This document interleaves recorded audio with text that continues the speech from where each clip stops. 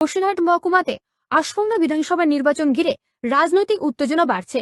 সন্দেশখালী কেন্দ্রে তৃণমূল প্রার্থী ঝর্ণা সর্দার মনোনয়ন জমা দিয়ে দাবি করেছে, গত লোকসভায় বিজেপির প্রচারের কারণে দল পিছিয়ে ছিল, তবে এখন পরিস্থিতি বদলেছে।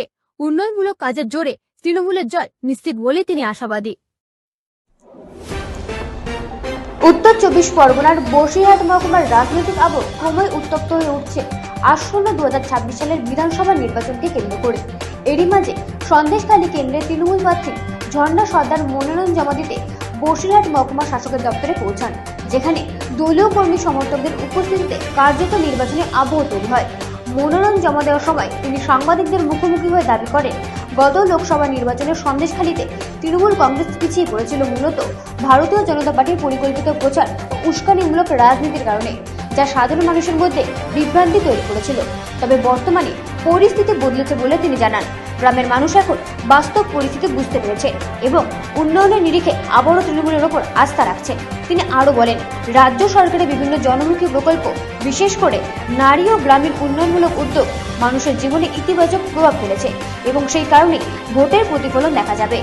পাশাপাশি বিরোধীদের বিরুদ্ধে তীব্র আক্রমণ সানিয়ে তিনি অভিযোগ করেন, নির্বাচনের আগে অশান্তি সৃষ্টি করে রাজনৈতিক ফায়দা তোলার চেষ্টা চলছে, যদিও প্রশাসন কড়া নজর রাখছে। সব মিলিয়ে ঝর্ণা সর্দার আত্মবিশ্বাসের সঙ্গে জানিয়েছেন যে এবার সন্দেশখালীতে তৃণমূলের জয় নিশ্চিত এবং তিনি নিজে 100% জয়ের ব্যাপারে আশাবাদী, যা এই কেন্দ্রের রাজনৈতিক লড়াইকে আরো তীব্র ও তাৎপর্যপূর্ণ করে তুলেছে।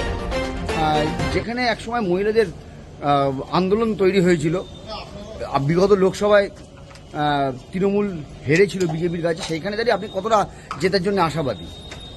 দেখুন, তখন ছিল 2024, তখনকার সময় আলাদা, এখনকার সময় আলাদা। তখন জানেন সাম্প্রদায়িক বিজেপি দল মায়েদের টাকা দিয়ে মিথ্যে প্রলোভন দেখিয়ে তাদেরকে দিয়ে সন্দেশখালীতে একটা আন্দোলন সৃষ্টি করতে চেয়েছিল, সেটা দেখিয়ে তারা রাজনীতির ময়দানে নেমেছিল।